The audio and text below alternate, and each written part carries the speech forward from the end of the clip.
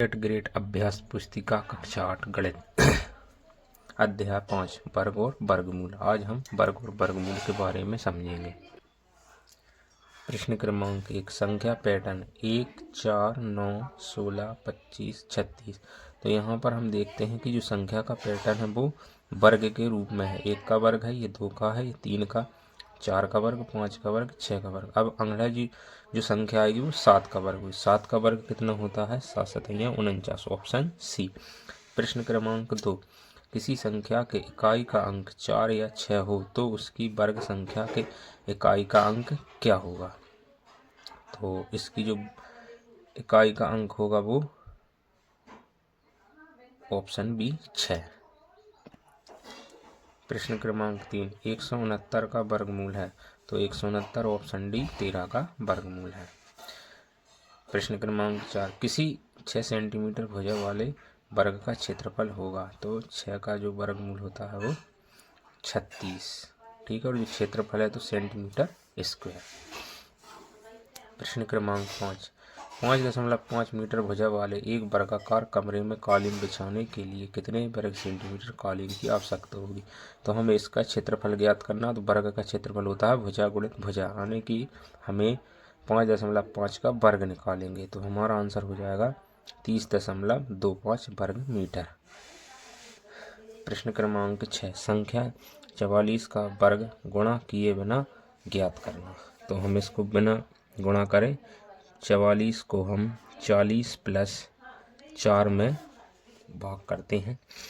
अब इसको हम वर्ग कर निकालना है तो हमारी जो सर्वसमीका होती है वो a प्लस बी स्क्वायर। तो इसका जो मान होता है square plus 2ab plus b square. यहाँ से हम मान रखते हैं 40 का वर्ग प्लस 2, a का जो मान है वो 40, b का जो मान है 4 प्लस यहाँ से 4 का वर्ग। इसको जब हम हल करते हैं तो 40 का जो वर्ग होगा वो 1600 प्लस जब इसका गुणा करेंगे तो 40 दूनी 80 और ये 320 प्लस 4 चौको 16। अब हम सबको इसमें ऐड कर देंगे।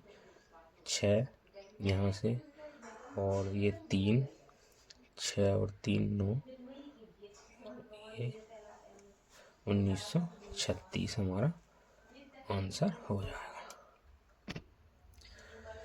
प्रश्न क्रमांक 7 हल कीजिए। Root 248 plus root 52 plus root 144। तो हम इसको हल करते हैं तो यहाँ से करनी 248 प्लस 52 और ये जो है 44 144 है तो इसका जो वर्गमूल होता है वो 12 होता है। अब हम इन दोनों को ऐड कर देंगे।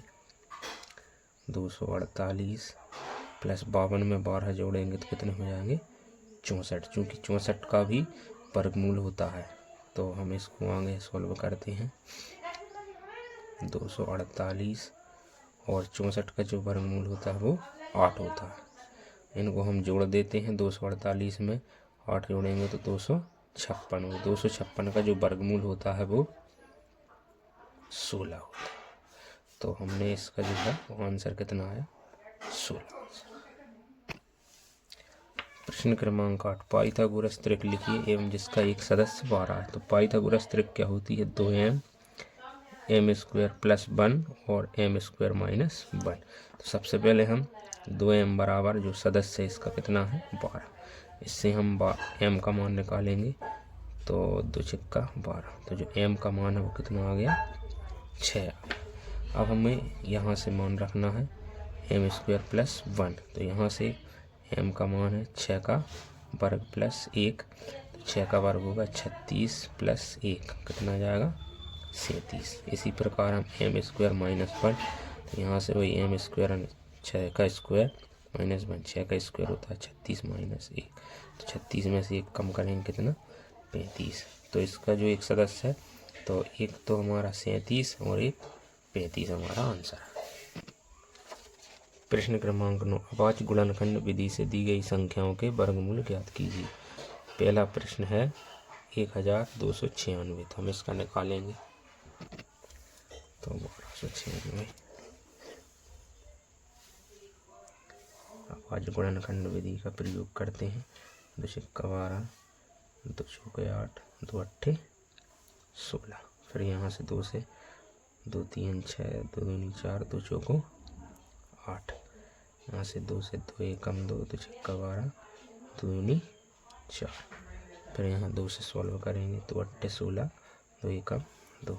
अब यहाँ 3 से 3 दूनी 6, 3 21, 3 9 हो गया 27, 3 त्रिका 9, 3 एकम 3। तो यहाँ से हमारा जो आंसर आएगा वो 2 गुणा 2, 2 गुणा 2, कितनी बार 1 2 3 4 बार 2, और यहाँ से 3 का गुणा 3 3। यहाँ से हम जोड़े बनाएंगे। अब जो भी जोड़े बने हैं उनमें से एक कॉमन लेते हैं। अब इनका गुणा करें, 2 दूनी 4, 4 तीरी 12, 12 तीनी 36। तो ये हमारा आंसर हो जाए। इसके बाद हमें 289 का वर्गमूल निकालना है। तो 289 का वर्गमूल निकालने के लिए फिर हम अभाज्य गुणनखंड विधि का प्रयोग करेंगे। तो यहाँ से हम निकालेंगे, तो यहाँ से हम देखेंगे, यहाँ से 17 से इसमें भाग गुणनखंड विधि से करते हैं। तो 17 एकम यहाँ से हो जाएगा 17, और यहाँ से आ जाएगा 1900, तो ये हो जाएगा 17 7 112, 17 एकम 17। तो यहाँ से 17 गुणा 17, तो यहाँ से जो वर्गमूल निकलेगा वो कितना आ जाएगा 17। ये हमारा आंसर हो जाएगा। प्रश्न 10, वह सबसे छोटी संख्या ज्ञात कीजिए जिससे 600 को भाग देने पर वह पूर्ण वर्ग संख्या बन जाए। तो हम अभाज्य गुणनखंड विधि से इसको निकालें।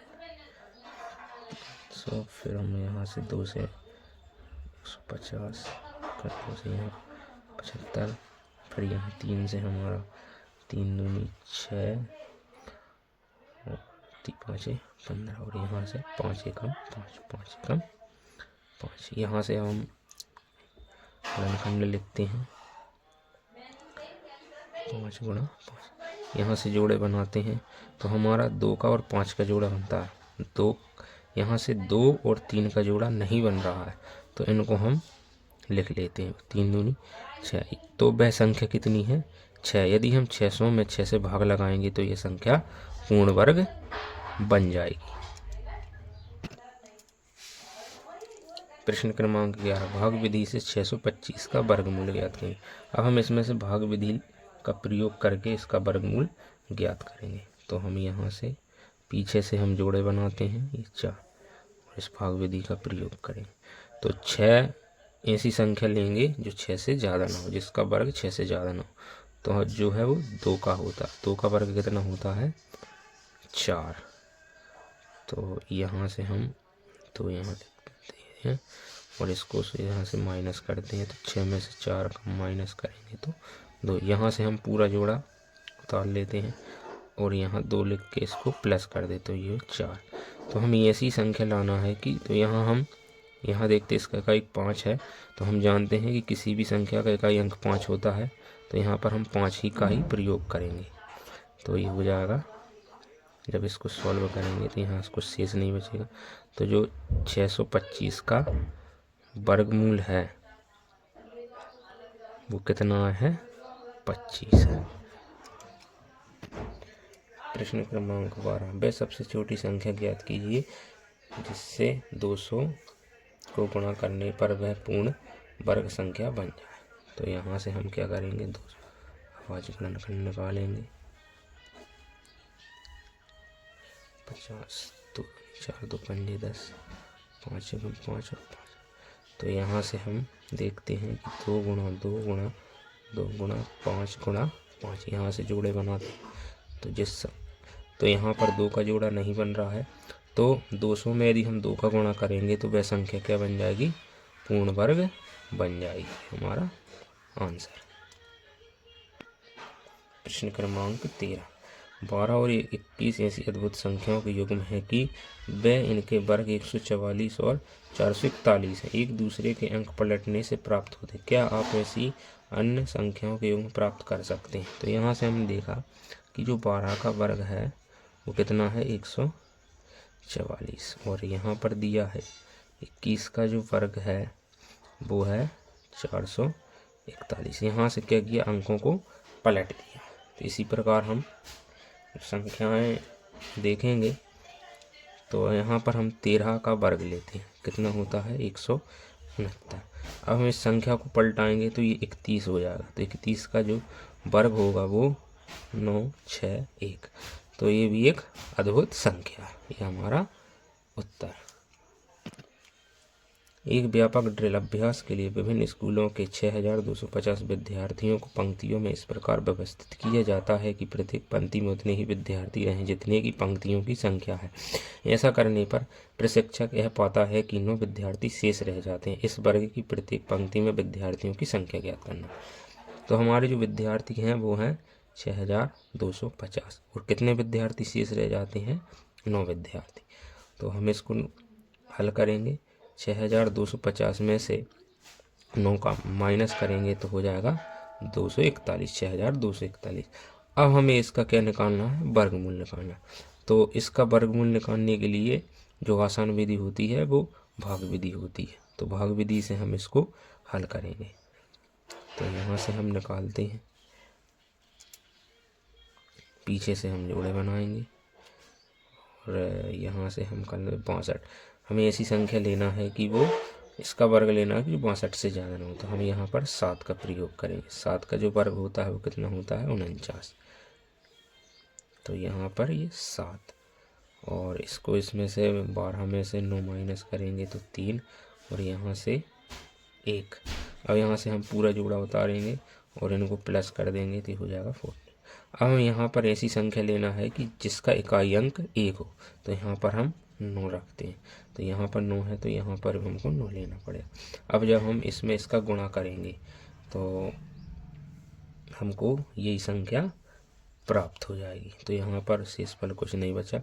तो हमारा ऐसा मतलब हम ये बता सकते हैं कि वर्ग की प्रत्येक पंक्ति में विद्यार्थियों की संख्या वो कितनी है, 79। ये हमारा उत्तर। प्रश्न क्रमांक 15। आप अपने घर के उत्तर की ओर चलते हैं और फिर मुड़कर पश्चिम की ओर चलते हैं ताकि आप अपने मित्र के घर पहुंच जाएं। लौटते समय आप अपने मित्र के घर से अपने घर तक की विगणना कर पहुंचते हैं। लौटते समय आपने कितनी दूरी की तय की। तो यहाँ पर हम देखते हैं उत्तर की ओर चलता है। तो हम जानते हैं कि उत्तर जो मानचित्र होता है, उत्तर ऊपर रहता है, दक्षिण यहाँ पर रहता है, यहाँ पर पश्चिम और यहाँ पर पूर्व, यहाँ पश्चिम और यहाँ पर पूर्व। तो इसी अनुसार हम इसको बनाते हैं। तो हम कहाँ उत्तर की ओर चलते हैं, तो हम यहाँ से चले कहाँ, उत्तर की ओर। फिर कहते हैं कि वो मुड़कर पश्चिम की ओर। तो यहाँ से हमको मुड़ना है कहाँ, पश्चिम की ओर। तो हम ये पश्चिम की ओर चलते हैं, और विकर्णता तो यहाँ से हम इसको मिला देंगे, क्योंकि हम जानते हैं कि कर्ण का जो वर्ग होता है वो लंब का वर्ग और आधार का वर्ग होता है।